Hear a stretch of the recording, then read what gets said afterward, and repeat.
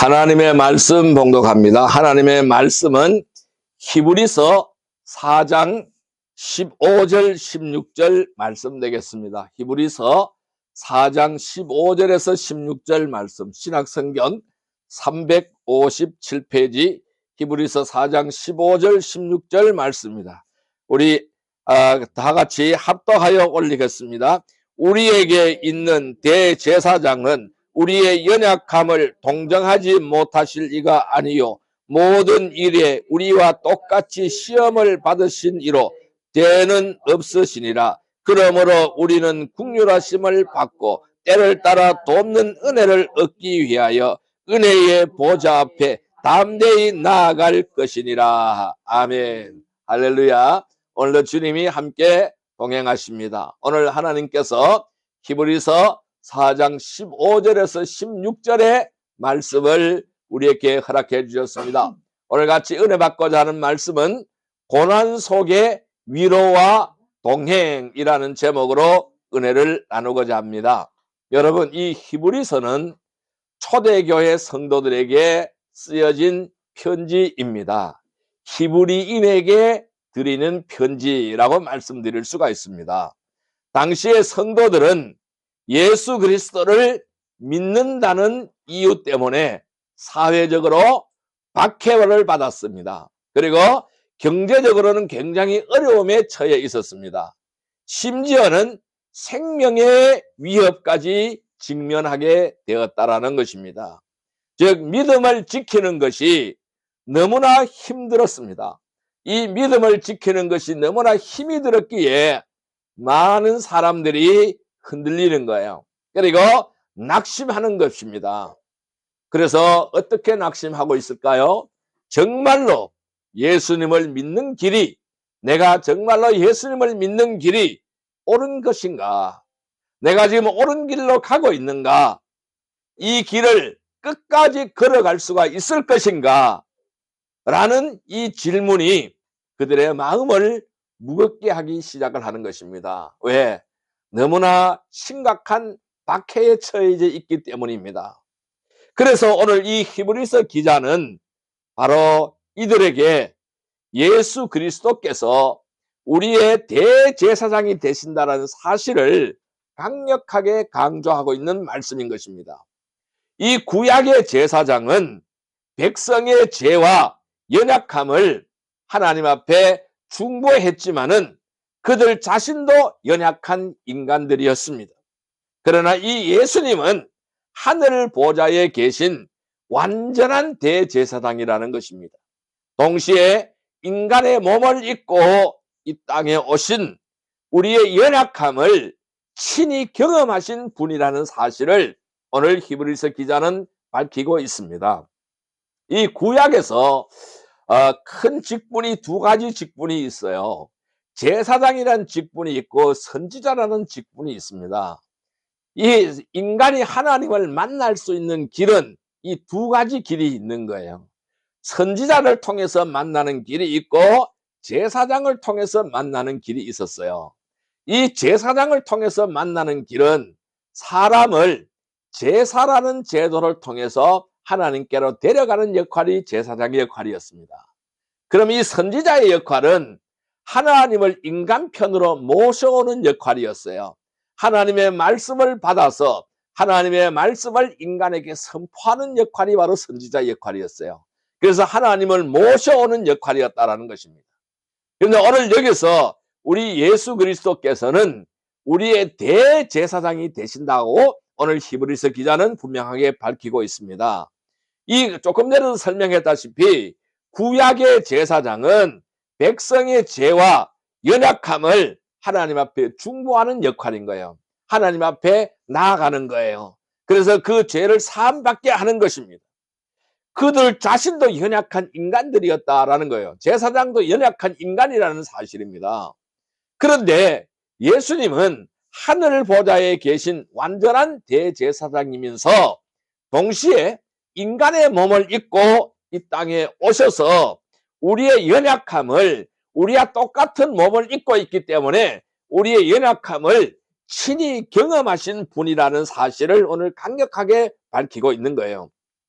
그래서 본문은 이렇게 말씀하고 있습니다.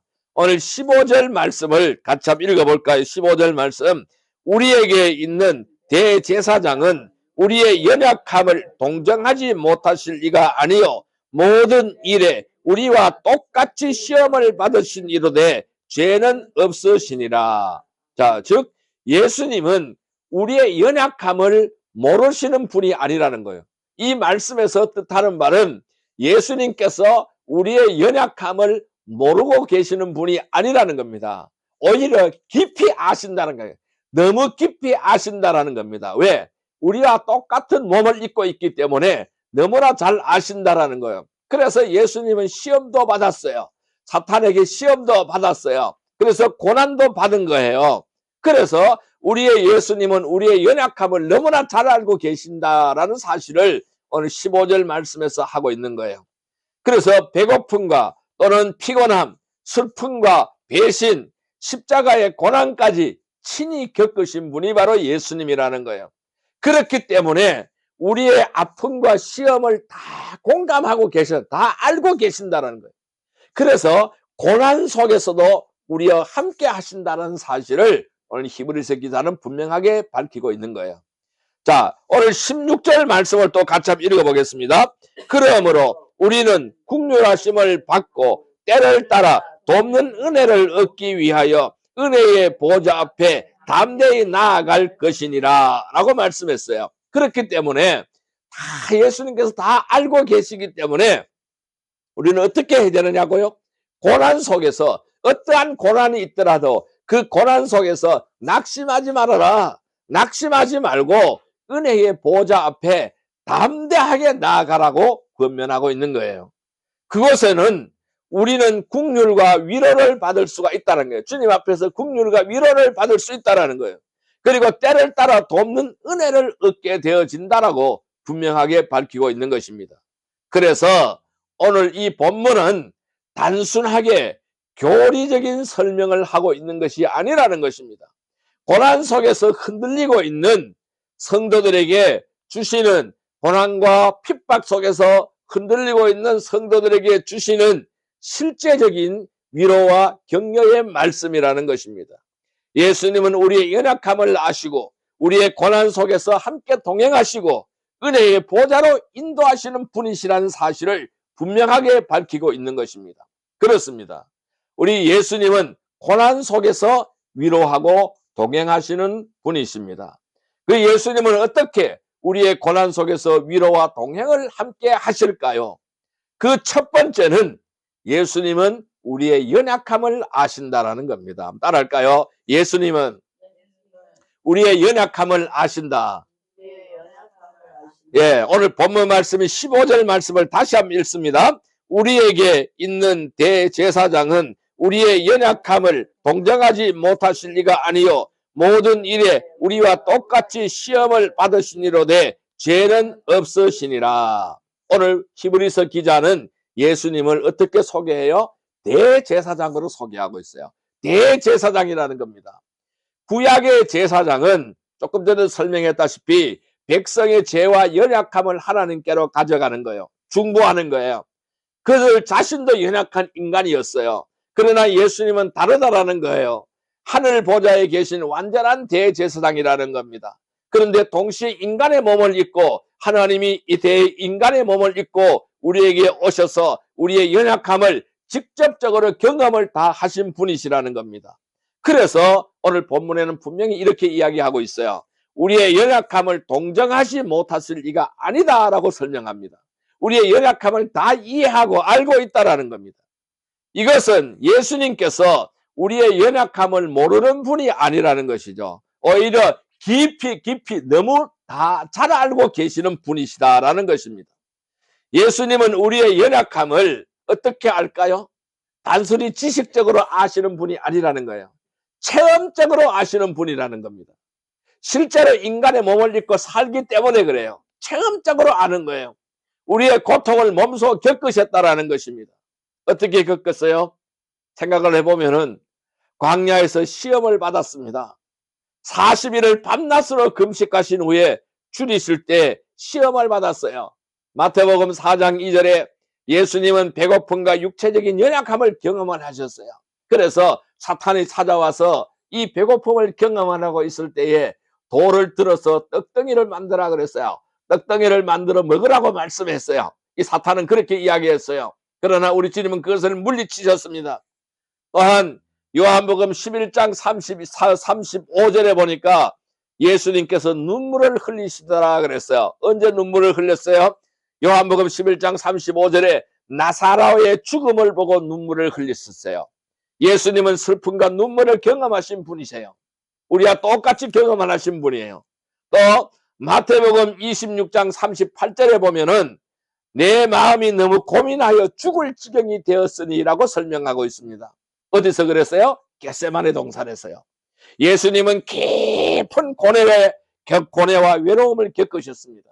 그 길은 아무도 따라올 수 없는 길이에요. 혼자 가야 되는 길이에요. 그래서 얼마나 마음이 고민이 되었겠습니까? 얼마나 마음이 아팠겠습니까? 그런데 제자들은 자지 말고 기도하라 그랬는데 그 주위에 있던 제자들은 다 졸고 있는 거예요. 내 마음이 너무 고민하여 죽을 지경이 되었다라고 말씀하고 있는 거예요. 겟세마네 동산에서 그렇게 말씀하고 있는 거예요. 즉 깊은 고뇌와 외로움을 겪으신 거예요. 또한 이사야 53장 4절에는 이렇게 말씀하셨어요. 그는 우리의 질고를 지고 우리의 슬픔을 당하였거늘, 이렇게 말씀하고 있습니다. 예수님은 우리의 죄와 고통을 친히 짊어지신 분이셨어요. 어디서? 십자가에서. 그 고난을 받으면서 그 죽음까지도 감수하면서 바로 우리의 질고와 슬픔을 당하고 있는 거예요. 그래서 십자가 고난 속에서 이러한 고난을 받으신 거예요. 또한 히브리서 2장 17절에서 18절의 말씀을 보니까 그가 시험을 받아 고난을 당하셨은즉 시험 받는 자들은 능히 도울 수 있느니라. 왜? 예수님께서 시험을 받아 고난을 당하였기 때문에, 당하여 봤기 때문에 이 시험 받는 자들을 위하여 능히 도울 수가 있다라고 말씀하고 있는 거예요. 그렇습니다. 예수님은 시험과 고난, 이러한 시험과 고난을 직접 다 겪었습니다. 시험 받는 자들을 도울 수 있는 분이시라는 것을 오늘 히브리서 기자는 말씀하고 있습니다. 여러분, 지금 언급한 이 모든 말씀은 예수님께서 우리의 연약함을 공감하실 수 있는 대제사장이라는 사실을 말씀하고 있는 거예요. 하나님은 멀리 계셔서 우리의 고통을 모르는 분이 아니라는 것입니다. 우리와 함께 아파하시는 분이시라는 겁니다. 우리의 눈물을 아시는 분이시라는 것입니다. 성도 여러분, 우리는 종종 고난 속에서 하나님은 나의 아픔을 아실까 하는 의문을 가져보았습니까? 그러나 오늘 본문은 분명하게 말씀하고 있습니다. 예수님은 우리의 연약함을 분명하게 아신다라고 말씀하고 있습니다. 우리가 눈물을 흘릴 때 예수님도 눈물 흘리셨습니다. 우리가 외로움을 느낄 때 예수님도 버림받으셨습니다. 우리가 고통을 당할 때에 예수님도 십자가의 고난을 겪으셨습니다. 그렇습니다. 그렇기 때문에 우리의 연약함을 우리는 숨기지 말아야 합니다. 주님께 가져가야 한다라는 것이죠. 기도 속에서 우리의 아픔을 솔직히 고백해야 되는 것입니다. 예수님은 우리의 연약함을 모르는 분이 아니라는 거예요. 깊이 잘 아시는 분이시라는 겁니다. 그분은 우리의 고난 속에서 함께 아파하신다라는 거예요. 우리의 고난 속에서 우리를 위로하신다라는 것입니다. 이 말씀을 요약한다면은 예수님은 우리의 연약함을 모르시는 분이 아니라 오히려 깊이 알고 계시는 대제사장이다. 그는 우리의 아픔과 고난을 직접 다 경험을 하셨기에 우리의 눈물과 고통을 다 공감하시고 다 알고 계신다. 깊이 알고 계신다라는 것입니다. 성도 여러분, 예수님은 우리의 연약함을 아십니다. 삶의 어려움 속에서 낙심하지 마세요. 예수님께 나아가시기를 바랍니다. 우리의 연약함을 숨기지 마세요. 기도로 고백하시기를 바랍니다. 그때 주님은 우리의 아픔을 아시고 위로와 힘을 주십니다. 성도 여러분, 우리의 아픔과 고난을 주님 앞에 고백하십시오. 그럴 때 주님께서 함께 하시고 주님께서 위로를 주시고 고쳐주시고 회복시켜 주시는 줄 믿습니다. 이러한 축복이 함께 하기를 주님의 이름으로 축복합니다. 두 번째는 예수님은 우리의 시험과 고난 속에 함께 하신다라고 말씀하십니다. 따라할까요? 예수님은 우리의 시험과 고난 속에 함께 하신다. 예, 오늘 우리는 히브리서 4장 15절 본문 말씀 밑부분을 보시길 바랍니다. 하반절입니다. 15절 하반절입니다. 모든 일에, 여기서부터 같이 읽겠습니다. 모든 일에 우리와 똑같이 시험을 받으신 이로되 죄는 없으시니라. 아멘. 자, 여기서 히브리서 기자는 예수님께서 우리의 연약함을 다 아실 뿐 아니라 우리와 똑같이 시험을 받으셨다고 말씀합니다. 이것은 예수님께서 인간의 삶 속에서 실제로 고난을 경험하셨다라는 뜻입니다. 그러나 중요한 차이가 있어요. 그 중요한 차이는 바로 뭐냐면은 예수님은 모든 시험을 받았지만은 우리와 똑같이 모든 시험을 받았지만은 모든 환난과 고난과 아픔 속에 있었지만은 죄는 없다라는 거예요. 죄가 없으셨다라는 것을 분명하게 말씀하고 있습니다. 예수님은 우리의 고난과 시험을 깊이 이해하시면서도 죄 없는 완전한 대제사장이기 때문에 우리를 도울 수 있는 분이시라는 겁니다. 우리를 그 깊은 수렁에서 건져 올려줄 수 있는 분이시라는 것을 말씀하고 있는 거예요. 예수님은 시험과 고난을 직접 겪었어요. 그래서 우리가 시험을 당할 때 그가 멀리 계시는 분이 아니라는 거예요. 동행하고 계시는 분이시라는 겁니다. 광야에서 시험을 받으실 때에, 자, 마태복음 4장 3절에 보니까 시험하는 자가 예수께 나와서 이야기합니다. 예수님은 사탄의 시험을 직접 받으셨습니다.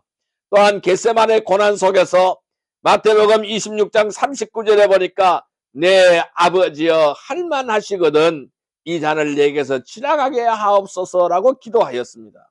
이 말씀 무엇을 의미할까요? 예수님은 극심한 고난과 시험 속에서 기도하셨다라는 거예요. 또한 히브리서 2장 18절에는 그가 시험을 받아 고난을 당하였은즉 시험 받는 자들을 능히 도울 수 있느니라고 말씀했습니다. 예수님은 이러한 시험을 다 받고 겪었기 때문에 이러한 시험 받는 자들을 도울 수가 있다라고 설명하고 있는 것입니다. 또한 고린도전서 10장 3절에는 10장 13절에는 이렇게 말씀하셨어요. 사람이 감당할 시험 밖에는 너희가 당한 것이 없나니라고 말씀했습니다.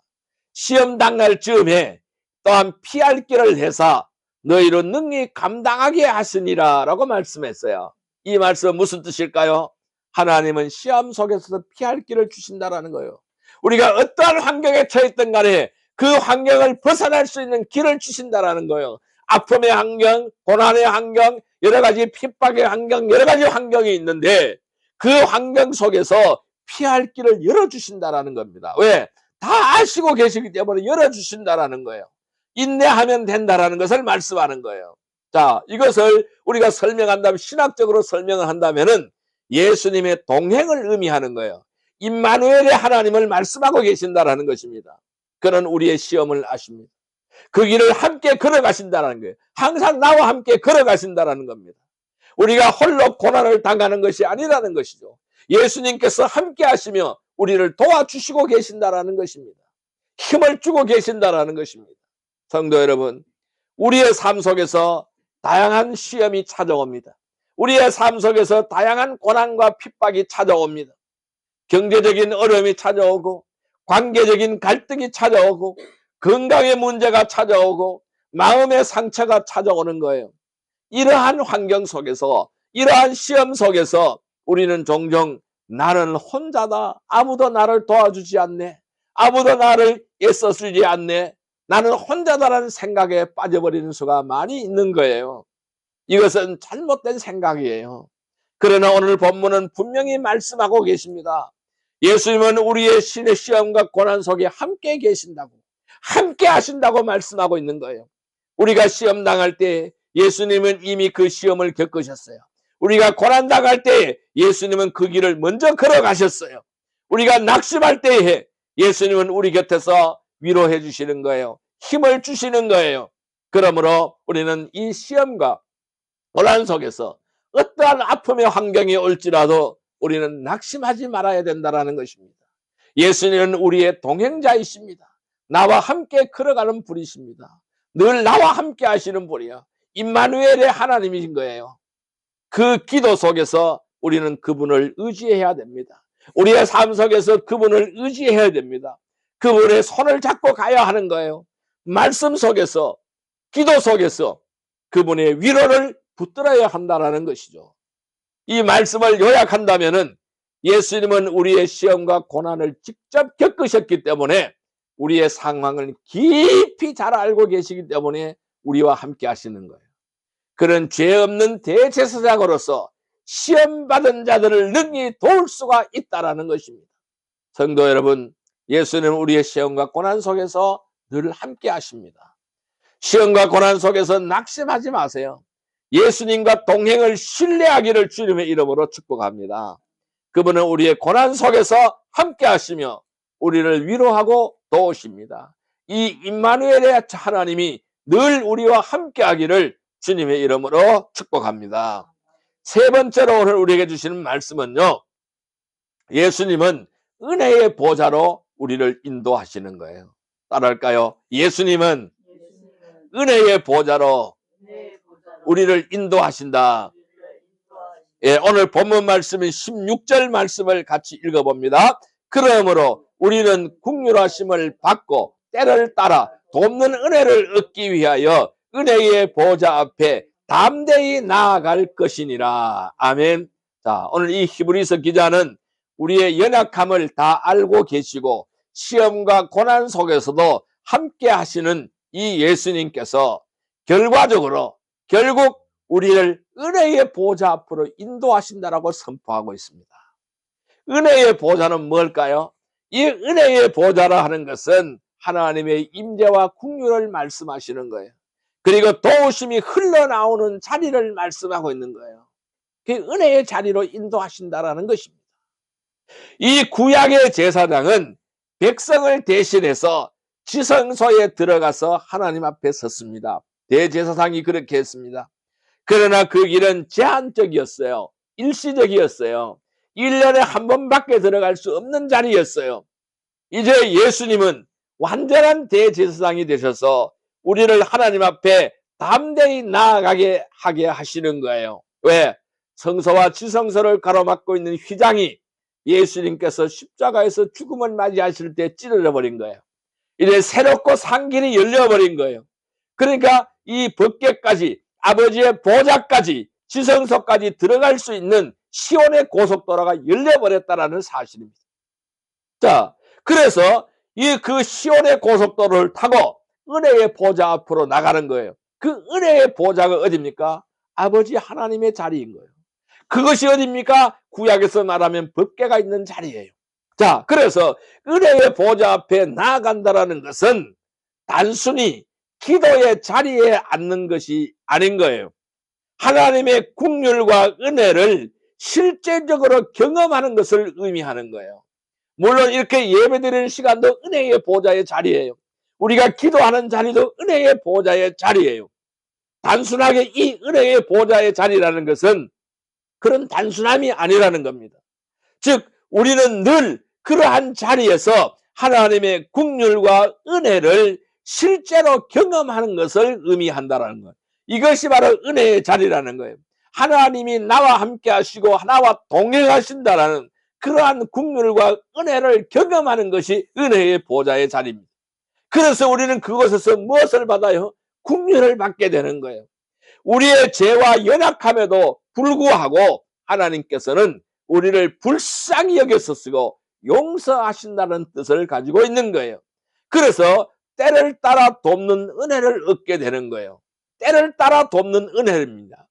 우리의 상황과 필요에 맞게 하나님께서 적절한 때에 필요한 은혜를 공급하여 주신다는 말씀인 거예요. 그래서 우리 주님은 마태복음 11장 28절의 말씀을 통해서 이렇게 말씀하셨어요. 수고하고 무거운 짐진 자들아 다 내게로 오라. 내가 너희를 쉬게 하리라 라고 말씀하셨어요. 그러면은 은혜의 보좌 앞에 나아가는 자들에게는 무엇을 줘요? 쉼을 주신다는 말씀이잖아요. 또 시편 34편 18절에는 이렇게 말씀하셨어요. 여호와는 마음이 상한 자에게 가까이 하시고 충심으로 통회하는 자를 구원하시는도다라고 말씀했습니다. 무슨 말씀일까요?